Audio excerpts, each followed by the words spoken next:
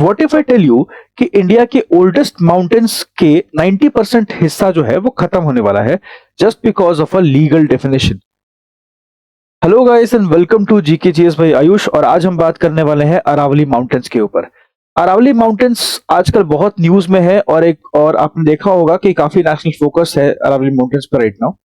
तो हम इस पूरे सेशन में ये समझेंगे कि अरावली माउंटेन्स क्यों न्यूज में है, कौन सी सुप्रीम कोर्ट रूलिंग है और सुप्रीम कोर्ट ने ऐसा क्या बोल दिया है जो इतना बवाल मचा हुआ है पूरे देश में। इसके और उस सुप्रीम कोर्ट रूलिंग के क्या एनवायरमेंटल कॉन्सिक्वेंसेस होंगे, क्या उसका सोशल इंपैक्ट होगा, क्या उसका लीगल फ्रेमवर्क है और क्या वे फॉरवर्ड है। इस पूरे सेशन को मैंने नॉर्मल इंफॉर्मेशन पर्पस से और यूपीएससी जीएस 3 के पर्पस से डिजाइन किया है। तो अगर आप एक एस्पिरेंट है तब भी आपको कोई दिक्कत नहीं होगी, अगर आप कैजुअली इस वीडियो को इंफॉर्मेशन के लिए देख रहे हैं तब भी आपको मजा आएगा। तो बने रहिए मेरे साथ और आज हम पूरी तरह समझेंगे अरावली माउंटेन्स को और पूरे इशू को, और समझेंगे कि एनवायरमेंट के लिए कितना इंपॉर्टेंट है और क्यों है। लेकिन सबसे पहले आपको पता होना चाहिए कि अरावलीज एक्चुअली में है क्या। तो अगर हम बात करते हैं, अरावली जो है वो 2 बिलियन ईयर्स पुराना एक माउंटेन रेंज है और ये पूरी की पूरी माउंटेन रेंज जो है वो कम से कम 700 से 800 किलोमीटर के दायरे में फैली हुई है। ये जो माउंटेन रेंज है ये मेनली राजस्थान, गुजरात, हरियाणा और दिल्ली जैसे एरियाज में मेजॉरिटी में फैली हुई है। इस माउंटेन रेंज की बात करते हैं तो इसका एक हाईएस्ट पीक है जिसका नाम क्या है, गुरु शिखर। और ये गुरु शिखर जो है वो एक्चुअली में माउंट आबू में पड़ता है राजस्थान में। इसकी कुल हाइट 1722 मीटर की है। लेकिन हमारा मुद्दा ये नहीं है, ये तो मैंने आपको बता दिया कि अरावलीज है क्या। हमारा मुद्दा ये है कि अरावलीज इकोलॉजिकली क्रिटिकल क्यों है। पहले समझते हैं अरावलीज इकोलॉजिकली इंपॉर्टेंट क्यों है। अगर आप ध्यान से देखेंगे तो अरावलीज जो है वो कहीं ना कहीं डेजर्टिफिकेशन को प्रिवेंट करती है, मतलब जो डेजर्ट आगे बढ़ते हैं उसको रोकती है। अरावली एक शील्ड की तरह काम करती है थार डेजर्ट को रोकने के लिए। तो पहली बात कि अरावली जो है वो डेजर्टिफिकेशन को प्रिवेंट करती है, एक पॉइंट तो ये हो गया। दूसरा ये है कि अरावली जो है वो ग्राउंड वाटर रिचार्ज में हेल्प करती है। अरावली हर साल बारिश बारिश जब होती है, आपको ये पता होगा नॉर्थ वेस्टर्न डिस्टर्बेंस से कई बहुत ज्यादा बारिश होती है भारत में। तो जब वो बारिशें होती हैं तो अरावली ग्राउंड वाटर रिचार्ज का काम करती है। लेकिन इसमें कहीं ना कहीं कुछ प्रॉब्लम्स भी हैं, वो हम समझेंगे अभी आपको एक बात और बताता हूं, इंटरेस्टिंग चीज। दिल्ली का जो AQI है वो अभी करीबन 700 के आसपास में है ना, 700 है। और आपको जान के हैरानी होगी कि अरावली जो है वो ग्रीन लंग्स की तरह काम करते हैं दिल्ली NCR के लिए। तो आप समझ के देखिए कि अरावली कितने इंपॉर्टेंट है एनवायरमेंटली हमारे लिए। बट अब कुछ स्टैट्स की बात करते हैं। स्टडीज क्या बोलती है? स्टडीज ये बोलती हैं कि ग्राउंड वाटर जो अरावली रीजन में है वो 1000 था पहले और अब कितना 2000 फीट तक नीचे गिर चुका है, मतलब ग्राउंड वाटर लेवल डाउन जा रहा है। अगर हम बात करते हैं हरियाणा के अरावली बेल्ट की तो उसमें फॉरेस्ट कवर जो है उसमें 37% का डिक्लाइन देखने को मिलता है 2001 से 2016 के बीच में। रिमोट सेंसिंग डेटा की माने तो लगभग 5700 स्क्वायर किलोमीटर का अरावली लैंडस्केप जो है वो खत्म हो चुका है, डिसअपियर हो चुका है। तो मेरा इसमें यह कहना है कि ये सिर्फ एक एनवायरमेंटल डैमेज नहीं है, ये एक्चुअली में सिस्टमिक इकोलॉजिकल कोलैप्स है। सिर्फ डैमेज नहीं कर रहे हैं हम, ये पूरा सिस्टम ही जो है कोलैप्स कर रहा है। अब समझते हैं कि आखिरकार ये कोर कंट्रोवर्सी क्या है, क्या एक्चुअली मतलब कि कैसे हम किसको हम बोलेंगे कि वो अरावली हिल्स है, क्या डेफिनेशन होनी चाहिए अरावली हिल्स की, और किसको हम बोल सकते हैं कि ये पर्टिकुलर हिल जो है वो अरावली हिल का पार्ट है। प्रॉब्लम क्या है ना, प्रॉब्लम ये है दोस्त कि अलग अलग स्टेट्स के अलग अलग डेफिनेशंस हैं। जैसे आपको लग रहा होगा ना कि सुप्रीम कोर्ट ने डेफिनेशन क्यों दी, क्योंकि अलग अलग स्टेट्स के अलग अलग डेफिनेशंस हैं अरावलीज के लिए। और वो क्या करते हैं, उनके हिसाब से जो भी ऐसा है जो अरावली का पार्ट नहीं है वहां पे वो माइनिंग एक्टिविटी करवा रहे हैं। इसीलिए सुप्रीम कोर्ट एक डेफिनेशन लेकर आई है अरावलीज के लिए। अब ये क्या डेफिनेशन है वो समझते हैं। उससे पहले एक और बात करते हैं। फॉरेस्ट सर्वे की अगर हम बात करें तो फॉरेस्ट सर्वे क्या बोलता है कि लगभग 12,000 छोटे छोटे हिल फॉर्मेशंस हैं अरावली लैंडस्केप में, जिसमें से सिर्फ 8 से 9% ऐसे हैं जो 100 मीटर से ऊपर है। पर सर ये 100 मीटर से ऊपर का क्या मतलब है?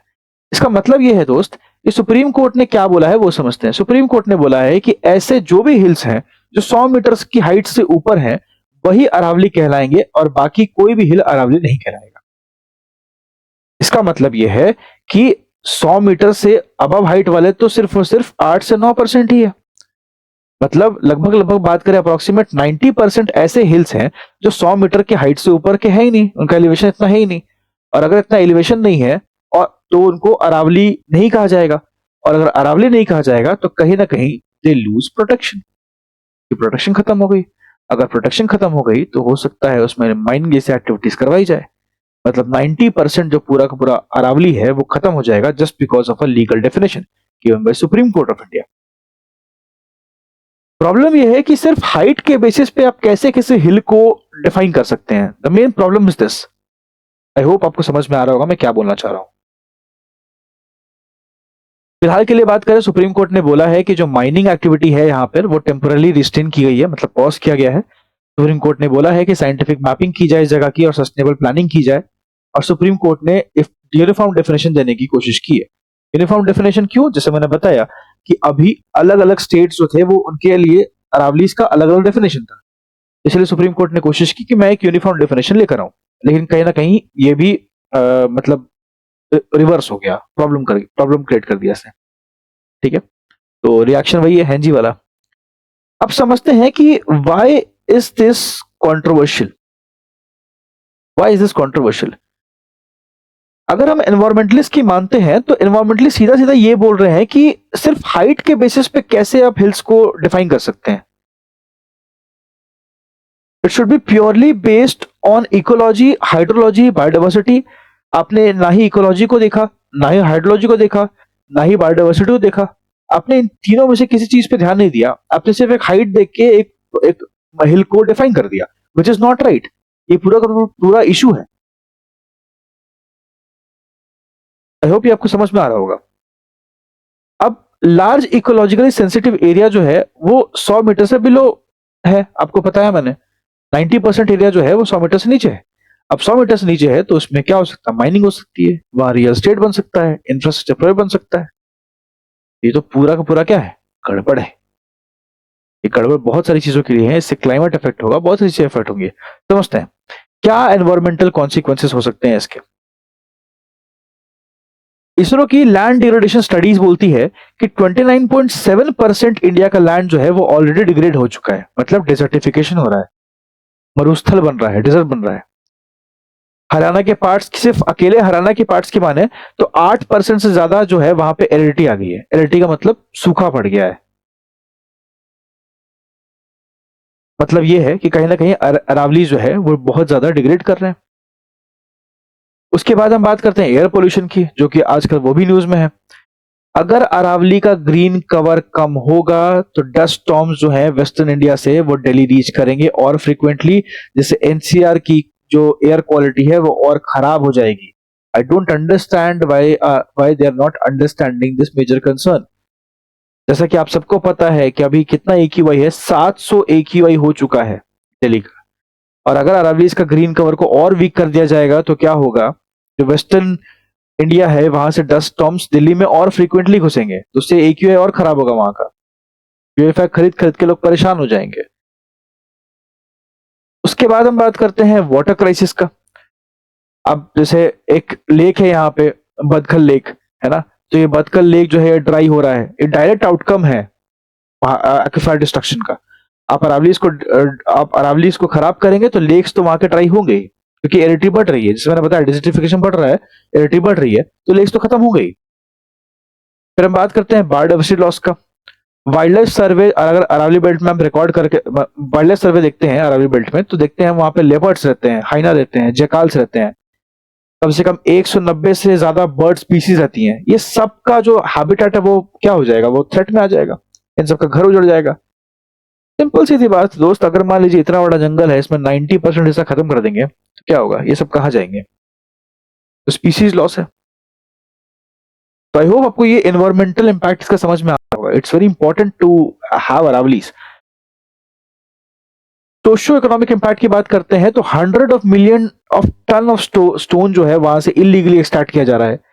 1000 से 2000 करोड़ रेवेन्यू लॉस हो रहा है बहुत सारे रीजन में, ये भी देखने को मिल रहा है।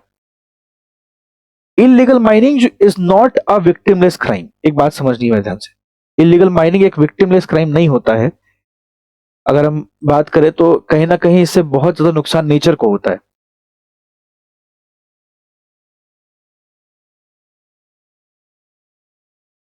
अब कुछ बायोडाइवर्सिटी स्टैट्स की बात करते हैं अरावली उसके एरिया में। हरियाणा हरियाणा अरावली वाइल्ड लाइफ की बात करते हैं। 2017 का सर्वे क्या बोलता है कि ये कम से कम 200 किलोमीटर स्क्वायर के एरिया में सर्वे किया गया था। यहाँ पे देखा गया कि यहाँ पे लेपर्ड रहते हैं, स्ट्रिप्ड हाइना रहते हैं, उसके बाद गोल्डन जकाल रहते हैं, नील गाय रहती है, मकाओ रहता है। तो ये सब खतरे में आ जाएंगे।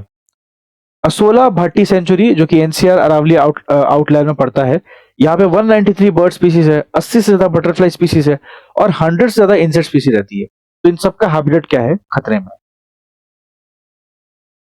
वेटलैंड और वाटर बॉडी स्टैट्स की बात करते हैं तो 5000 एकड़ वेटलैंड जो है अरावली वाटर सिस्टम में, वो अंडर थ्रेट है।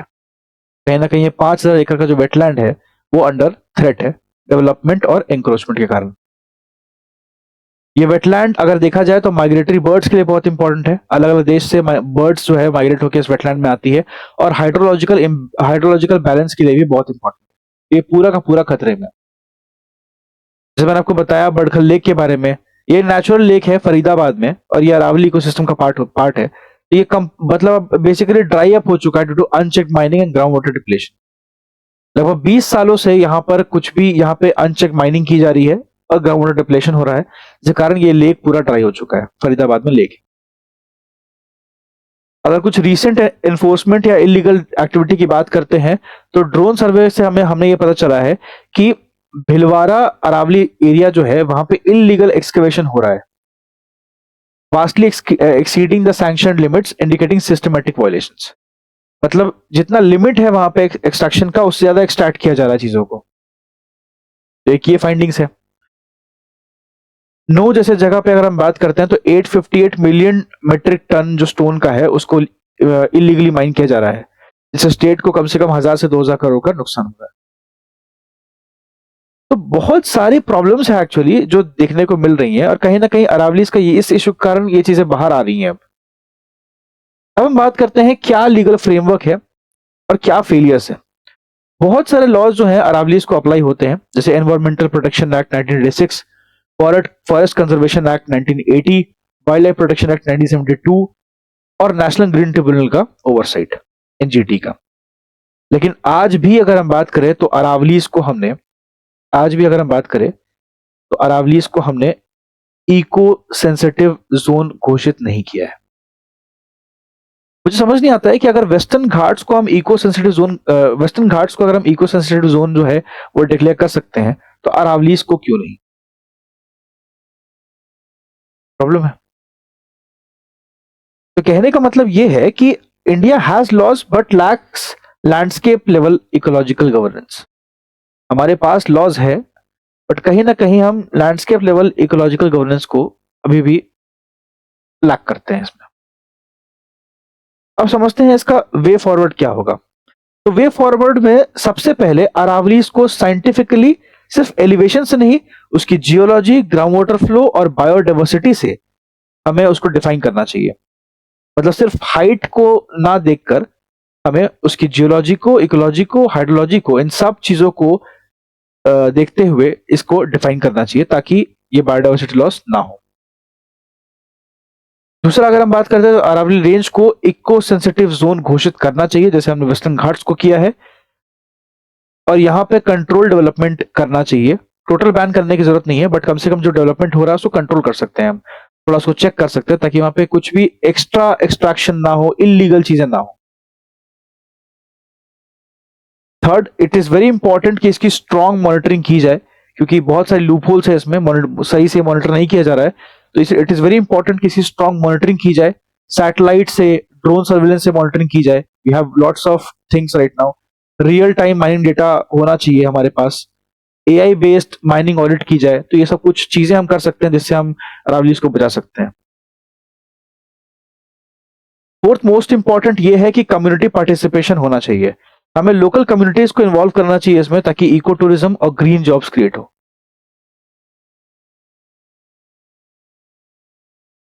नेक्स्ट हम बात करते हैं तो we should also focus on integrated policy approach. इसमें क्लाइमेट एक्शन प्लान है, डिजर्टिफिकेशन एक्शन प्लान है और अर्बन प्लानिंग पॉलिसीज है। हमें इन सब से इनको अलाइन करना चाहिए। और लास्टली अगर हम बात करते हैं तो judicial executive coordination is very important. Court के डायरेक्शंस को एग्जीक्यूटिव कैपेसिटी बैक करनी चाहिए और टाइम बाउंड कंप्लायंस होना चाहिए। जितना टाइम में कोई काम किए दिया जाए उतना टाइम में वो काम खत्म होना चाहिए। फाइनली आई विल से कि environmental protection must be seen as economic insurance and not an obstacle. हम अगर एनवायरमेंट प्रोटेक्शन की बात कर रहे हैं तो हमें इसको समझना चाहिए कि कहीं ना कहीं ये इन्वेस्टमेंट है हमारा। हम इकोनॉमिक इंश्योरेंस करा रहे हैं, ये ऑब्स्टेकल नहीं है डेवलपमेंट में। ये लाइफ के लिए बहुत इंपॉर्टेंट है। ये पूरा का पूरा इशू है अरावलीज का। Saving the Aravalli is not optional, it is civilisational necessity. आप अपने एग्जाम में इसको यूज कर सकते हैं, एक अच्छी लाइन है। लेकिन सिर्फ लाइनें पढ़ने के लिए नहीं होती है दोस्त। ये वीडियो, ये सेशन मैंने सिर्फ एग्जाम के पर्सपेक्टिव से नहीं बनाया, ये समझाने के लिए बनाया है कि why the landscape of Aravallis is so important. This is why saving the Aravallis is not optional, it is civilisational necessity. जरूरत है हमारी और हमें इसको बचाना चाहिए। आई होप ये पूरा सेशन आपको पसंद आया होगा, आपको कुछ नया सीखने को मिला होगा। इफ यस तो प्लीज डू कमेंट कि आपने क्या नया सीखा इस पूरे सेशन से और आपको कैसा लगा ये वीडियो। कुछ भी अगर फीडबैक है, negative positive, you can comment down. Do like the video if you like it, do subscribe अगर आप नए हैं तो। Thank you so much for watching, have a good day. मिलते हैं किसी नेक्स्ट वीडियो में।